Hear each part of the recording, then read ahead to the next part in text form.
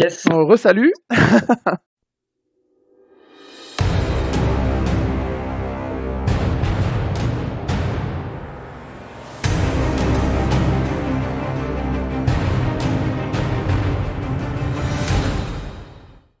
Donc, pour te faire un topo, j'enregistre notre appel Oui.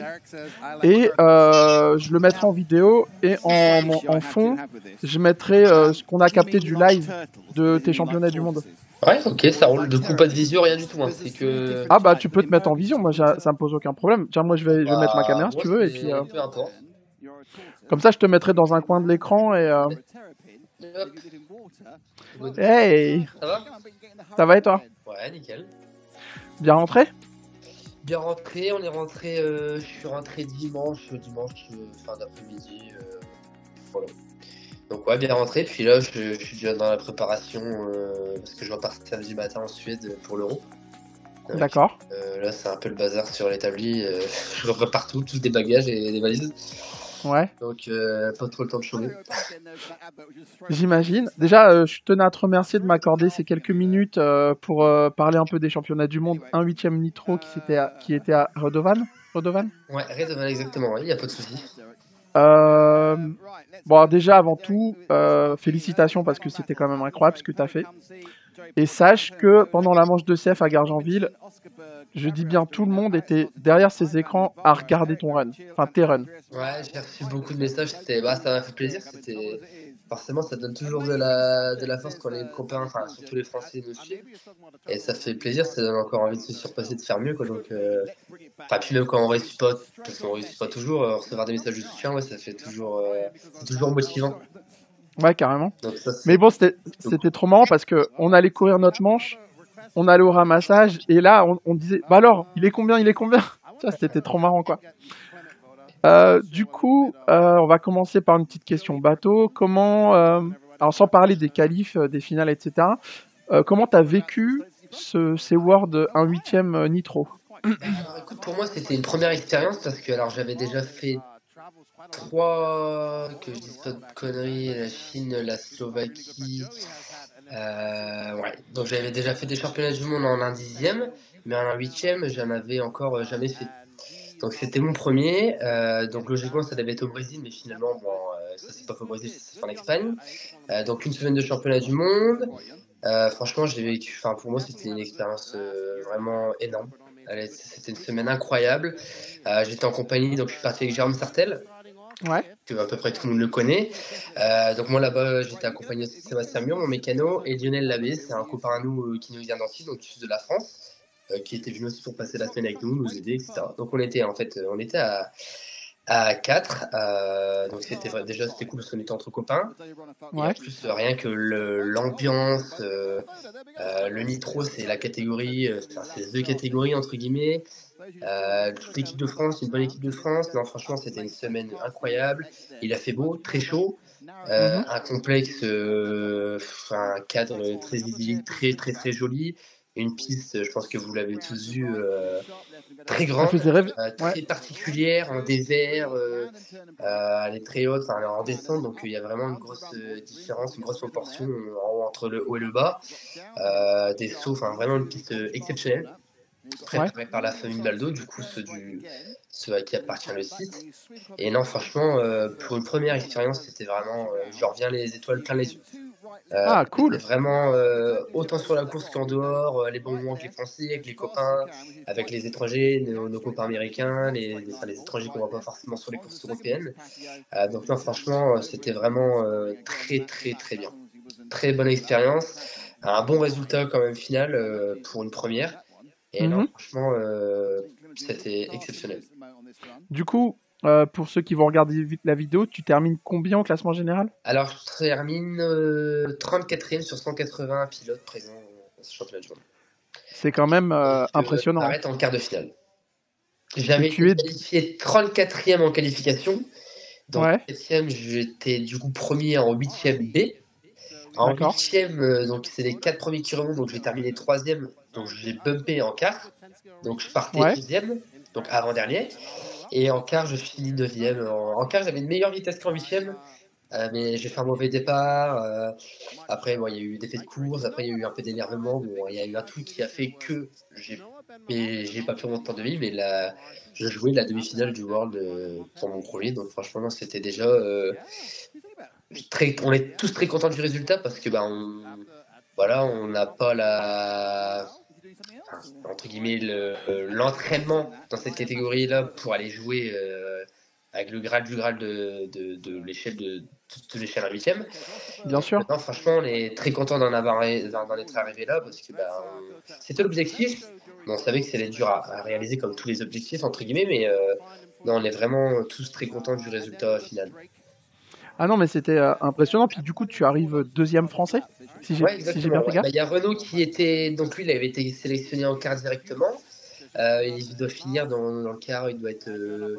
Bah, au quart, j'ai des P10 parce qu'il remonte, il finit quatrième. Donc il remonte en demi. Et après, en demi, je sais pas combien il a fini, mais Et ouais. je crois qu'il finit 21 Il ou quelque finit chose comme ça. 21, 20, 22, il me semble, au général. Donc Ouais, il y a peut-être, ouais. pour les Français, je suis second. Ouais, ouais. Pour quelqu'un qui vient, dont le 1.8 nitro n'est pas la spécialité, c'est quand même pas mal. C'est déjà très bien, ouais. Effectivement. Ouais. Du coup, par rapport à ta course, donc on a pu suivre un peu sur Facebook un peu tes ressentis. Tu faisais des petits débriefs à chaque fois, et en fait, tu disais au début qu'il te manquait, que t'es pas encore satisfait du châssis. Je crois que c'est vers la qualif 3 où tu as été satisfait, mais qu'il manquait encore un peu de vitesse. Ouais. Est-ce que tu peux raconter un peu comment se sont déjà déroulés les qualifs en soi? Bien sûr. Alors, bah, en fait, le format de la course, donc ça a commencé le dimanche. Alors, le dimanche, c'est pas compliqué, c'était 3 runs de 10 minutes d'essai libre. Le lundi, c'était exactement la même journée, donc c'était 3 runs d'essai libre. Le mardi, c'était 2 runs de 10 minutes, mais de reseeding. Donc là, ils prenaient les 3 meilleurs tours pour refaire les qualifications. Mhm. Et ensuite, c'était 3 qualifications le mardi. Non, lundi. Le mercredi, pardon, 3 qualifications le mercredi, 3 qualifications le jeudi. 6 Mhm. au total, et ils prenaient les 3 meilleurs. Donc 6 qualifications de 10 minutes, donc il fallait faire un plein à chaque fois en fait. Mhm. Alors nous au début, bah forcément, tant que je comprenne la piste, elle était grande, donc j'ai pas l'habitude. Les hoops de 10 minutes qui n'ont pas changé depuis des années, donc moi la première fois j'étais un peu en difficulté, tant qu'on fasse évoluer le châssis, etc. Et en fait, au pilotage, je comprenais de plus en plus ces trajectoires, etc. Donc ça, il n'y a pas de souci. Mais il manquait de la vitesse, et j'avais pas forcément un super bon feeling avec le châssis jusqu'à la 5e qualification. Donc c'est quand même arrivé tard, où on s'est dit, bah là, en fait, on changeait tout. Mais sur le temps autour, il y avait peut-être un dixième de demi à chaque fois, mais c'était pas transcendant. Donc on s'est dit que là, bah, il fallait de toute façon tenter. Et puis si ça marchait pas, bah, il fallait changer en fait. Donc il y avait besoin Mhm. d'aller à l'opposé, de voir si ça marchait. De toute façon, il fallait prendre le risque. Qui ne tente rien, de toute façon. Si on prend pas de risque, on ne va jamais avancer. Donc Ouais. on s'est tous, entre guillemets, parlé pour voir ce qu'on allait faire. Et puis on s'est dit, bon, on va se lancer, on va prendre le risque. Et on a changé garde-sol, huile, diff, pincement.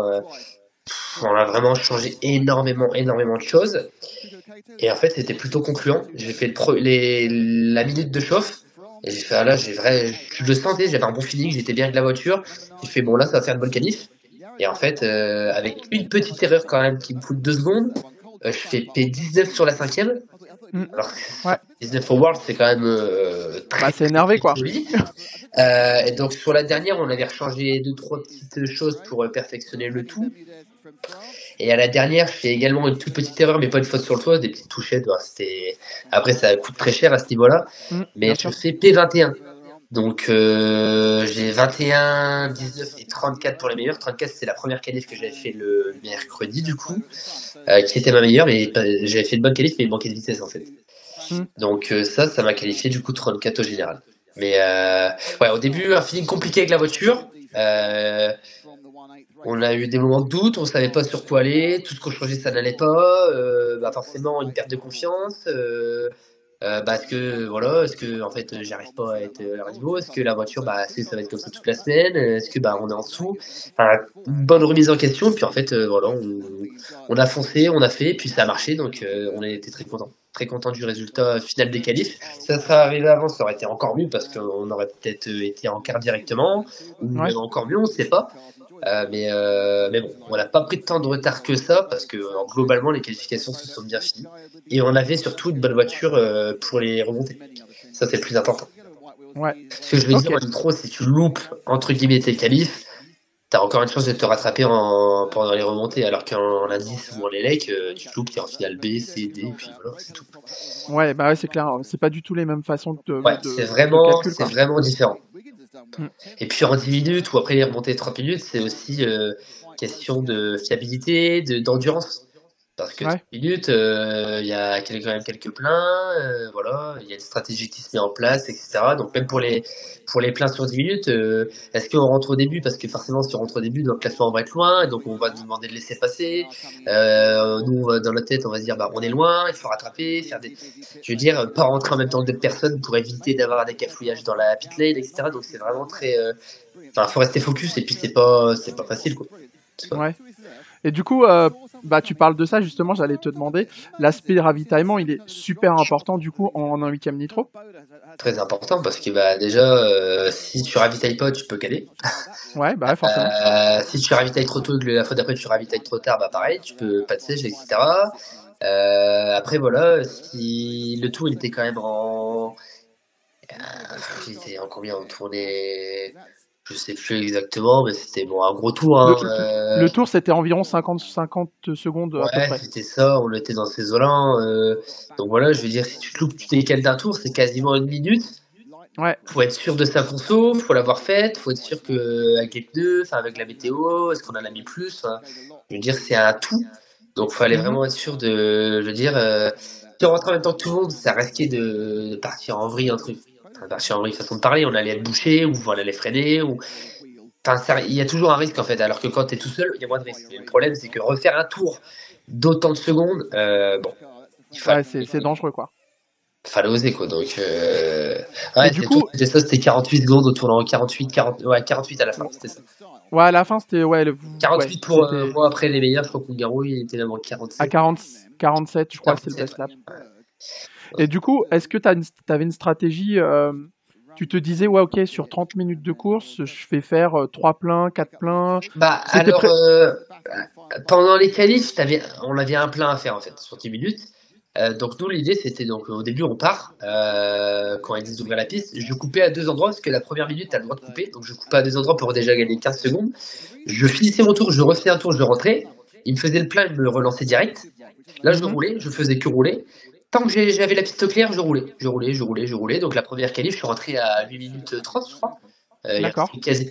Et en fait, tant que j'avais la piste claire, je roulais. Dès qu'il y avait quelqu'un devant moi qui sortait du plein, là je re-rentrais, je repartais. Comme ça au moins, D'accord. plus tu roules, si tu rentres pas, tu vas être devant dans le classement. Donc j'étais premier. Du coup, tu te dis, ouais, faut que j'y aille, je cravache. Et puis à la fin, moi, t'es tout seul. Il y a personne qui te Ouais. gêne. Donc ça, c'était la stratégie sur les qualifs. Alors après, ça se passe pas toujours comme on l'a prévu. Voilà. Après, sur 30 minutes, oui, on avait une conso, on était à 9 et quelques. Donc bon, on devait rentrer. Après, ça dépend, c'est 38, ça dépend du tour, quoi, etc. Et donc ouais, dans l'idée, on est rentré, nous en huitième, on était au début, donc on est rentré en même temps que tout le monde, sauf que j'ai eu un problème de moteur, donc on a dû le régler. Enfin bref, le premier plat était pas terrible. Et après, vu que ça s'est quand même espacé sur 30 minutes, bah en fait, il n'y avait pas de souci, on rentrait quand on devait rentrer, quoi. On s'est pas dit, là, D'accord. on va décaler, parce que bah derrière, c'était écarté, devant, c'était loin avec ce que j'avais. Donc il n'y a pas eu de Il n'y a pas de stratégie, quoi. stratégie là-dessus mise en place. Non, c'était pas. Ok, ok. C'est au feeling, en fait. Bah, en fait, c'était compté par rapport au temps, et puis après, on Ouais. rentre. Je sais pas, bah là, il va y avoir, on rentre. C'est vraiment compté, parce que le truc, c'est que si tu rentres à 7 tours au premier et qu'après tu rentres à 9 tours, tu décales de 2 tours, donc là, c'est 48 plus 48. Alors, faut soit oser, mais Ouais. bon, généralement, ça passe pas. Ok, Donc, ok. on a déjà eu le tour pas mal de fois cette année, donc on voulait plus avoir le tour. Ouais, ok, d'accord, je vois. Euh, du coup, donc tu m'as dit que tu étais revenu avec des étoiles plein les yeux et tout. Donc, petite question un peu pour la saison prochaine. Tu vas te focaliser plutôt sur le 1.8, le 1.8 Nitro, le 1.10. Tu vas essayer de faire le plus de trucs possible. Alors, pour l'année prochaine, c'est une année de World indice. Ouais. World qui va se passer en Australie, donc forcément on continuera l'indice, on fera les CF et logiquement on pourra tous les faire cette année-là. Ah, cool. Parce que je pense que pendant les courses internes de la même catégorie, il n'y a pas de course nationale, donc ça, il n'y aura pas de souci. Donc le Alors, je championnat, t'annonce déjà, il y a une manche au RC Park et il y a une manche à Brunambert, c'est validé pour ouais, le CF 2025. ça roule, donc ça, je savais même pas, mais voilà, c'est cool. Donc ouais, la saison 10, donc avec le Raw, le World, le CF, ça, il n'y a pas de souci. Et dans l'ensemble, ouais, c'est vrai que cette année, c'est le Nitro et le Brushless, donc on fait toutes les catégories, les 3 euros le World, ce qui fait beaucoup de courses, beaucoup de travail, Yes. beaucoup d'entraînement, beaucoup de jours de congé de prix, beaucoup de sacrifices, beaucoup de temps, d'énergie, etc. Et j'en passe pour moi, pour ma famille, mon père et surtout aussi Seb, mon mécano qui est Ouais, lui. forcément. Donc l'année prochaine, dans l'idée, on devrait refaire pareil, si tout va bien. D'accord. Je m'avance pas si tout va bien. Ouais, mais ça sera aussi basé sur l'indice parce qu'il y a le World Indice sur Terre en Australie. Donc là, c'est tous les 2 ans. Donc l'année d'après, ça sera le World en 2026. Ça devrait être aux États-Unis dans un 8 thermique. Et là, l'année prochaine, on se concentrera aussi sur l'indième. Plus que cette année. Cette année, c'était un peu plus laissé de côté, même si ça a plutôt. J'ai pas fait la dernière, Ça mais a marché. ça a plutôt bien fini. Mais l'année prochaine, ouais, on se concentrera surtout, mais après, on fera peut-être pas autant de courses qu'on a fait cette année. D'accord. Parce que là, ça fait beaucoup. Je reviens de là, l'Espagne, je repars vendredi, samedi en Suède, je reviens le dimanche d'après. Le jeudi, je repars à la Bugilland en Espagne. Je reviens le jeudi d'après, je repars à la RCF à Saint-Etienne. Ça fait beaucoup. Alors, du Du coup, c'est coup, tu parles. fatigant, etc. Donc, Ouais, puis c'est un budget. c'est un budget, ouais. Du coup, tu parles des courses de la fin d'année. J'ai vu que tu allais faire le GP Off-Road Nantais janvier 2025. Donc, on se verra déjà aussi là-bas. Si tout va bien, ouais, j'y vais. Le seul hic qui pourrait poser, comme j'avais dit à Valentin, c'est moi j'ai mes épreuves janvier, donc je sais pas quand. Ah, je croyais que tu avais eu je croyais que tu avais eu ton BTS. Ouais, mais je continue mes études. J'ai fait une Ah, licence en alternance, donc je continue en fait dans la foulée. ok. Mais Bah, félicitations. j'ai des partiels, merci, j'ai des partiels et ça pourrait. Mais bon, si tout va bien, moi je suis là, y a pas de souci. D'accord. Donc ouais, Et ça serait cool, très très très cool. ah, ok, ok. Et est-ce que tu vas faire les OS? Bien sûr. La semaine, je crois que c'est la semaine après.